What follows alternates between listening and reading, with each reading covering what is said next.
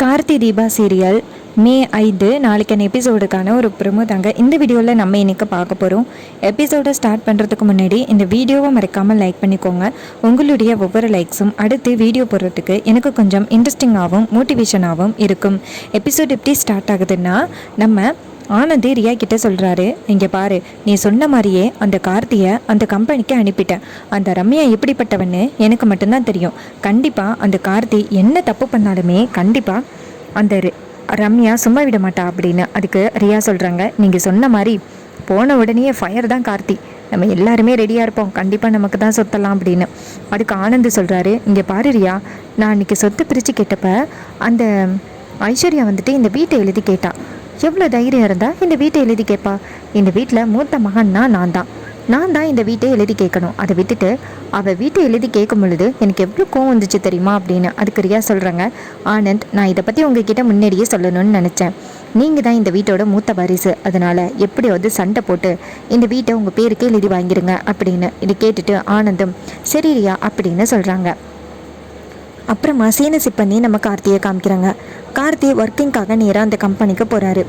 அங்கே என்ன நடக்குதுன்னா, அந்த ரம்யா வந்துட்டு ஏற்கனவே ஒரு ஆளை பார்த்துட்டு, இங்கே பாரு, எவ்வளோ தைரியம் இருந்தால் நீ ஃபோன் பேசிக்கிட்டு இருப்ப அப்படின்னு சொல்லி அவரை ஓங்கி அறையிறாங்க. அப்போ அவர் சொல்கிறாரு, மேடம், இது மாதிரி என் ஒய்ஃபுக்கு ரொம்ப உடம்பு சரியில்லை, அவன் முழுகாமல் இருக்கா, நான் போயிட்டு பார்த்தே ஆகணும் மேடம், ஒரு ஆஃப் டே லீவு கொடுங்களேன் அப்படின்னு. அதுக்கு ரம்யா சொல்கிறாங்க, ஆஃப் டே என்ன, ஃபுல்லாகவே லீவ் எடுத்துக்கோ அப்படின்னு.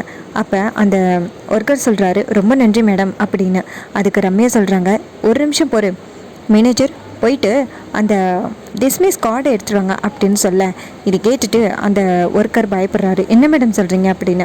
அதுக்கு ரம்யா சொல்கிறாங்க, இனிமேல் நீங்கள் வேலையே பார்க்க வேணாம், உனக்கு ஒர்க்கில் தான் வந்து கவனம் இருக்கணும். இந்த மாதிரி வீட்டில் உள்ள நினைப்பெல்லாம் இங்கே கொண்டாந்து வச்சுக்கிட்டு வேலை பார்த்தீங்கன்னா எப்படி உன்னால் ஒர்க் பண்ண முடியும், எடுத்துக்கிட்டு போய்கிட்டே இரு அப்படின்னு சொல்ல.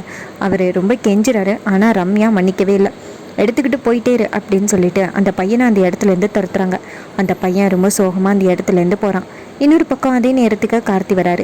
கார்த்தி அந்த பையனை பார்த்துட்டு என்னாச்சு அப்படின்னு கேட்க, அப்போ அந்த பையன் சொல்கிறான், சார், இந்த கம்பெனியில் உள்ள மேடம் ரொம்ப கோவப்படுறாங்க, சின்ன தப்பு பண்ணால் கூட ஃபயர் பண்ணிடுறாங்க அப்படின்னு. இது கேட்டுட்டு கார்த்தி கொஞ்சம் ஷாக் ஆகுறாரு. அப்போ செக்யூரிட்டி கேட்குறாரு, நீ யாருப்பா தம்பி அப்படின்னு.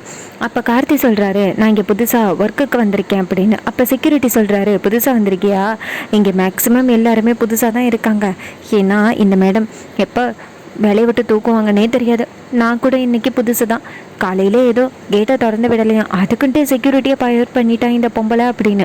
இதை கேட்டுட்டு கார்த்தி சொல்கிறாரு, ஓ அப்படியா அப்படின்னு. அதுக்கப்புறமா கார்த்தி நேராக கம்பெனிக்குள்ளே வராரு. அப்போ கார்த்தி நேராக அந்த ரம்யாவை பார்க்குறாங்க. அப்போ மேனேஜர்கிட்ட ரம்யா கேட்குறாங்க, இது யார் அப்படின்னு. அதுக்கு மேனேஜர் சொல்கிறாரு, மேடம், இவங்க தான் அந்த ஆனந்த அனுப்பின பையன் அப்படின்னு. அப்போ ரம்யா நேராக கார்த்தியை பார்த்து, உன்னை பார்த்தா ரொம்ப யங்காக இருக்கே அப்படின்னு. அதுக்கு கார்த்தி சொல்கிறாரு, மேடம், இங்கே நான் வந்து ஒர்க் பண்ணுறதுக்கு வந்தேன், இது மாதிரி எங்கள் அண்ணன் தான் அனுப்பிவிட்டாரு அப்படின்னு சொல்லிட்டு விசிட்டிங் கார்டை காமிக்க. அப்போ ரம்யா சொல்கிறாங்க, சரி நான் சொல்கிற வேலையெல்லாம் கரெக்டாக பார்ப்பியா அப்படின்னு. அப்போ கார்த்தி சொல்கிறாரு, அதெல்லாம் கரெக்டாக பார்ப்பேன் மேடம், எல்லா வேலையும் எனக்கு தெரியும் அப்படின்னு. அப்போ ரம்யா சொல்கிறாங்க, அப்படியா, சரி அப்படின்னு சொல்லிட்டு அங்கே இடத்தோட க்ளீனிங் ஒர்க்கை கொடுக்குறாங்க ரம்யா.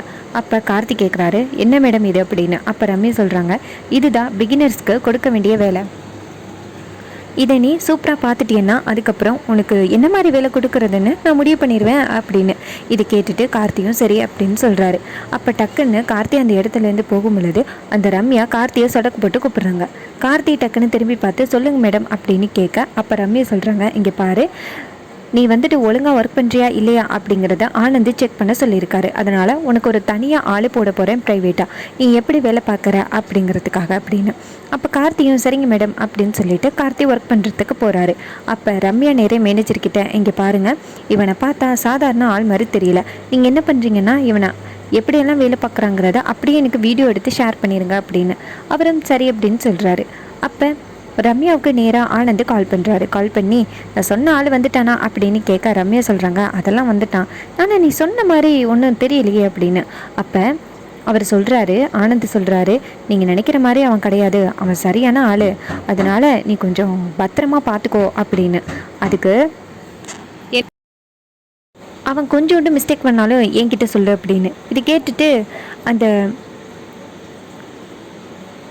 ரம்யாவும் சரி அப்படின்னு சொல்கிறாங்க. அதோட இந்த ப்ரோமோவை ஃபினிஷ் பண்ணியிருக்காங்க.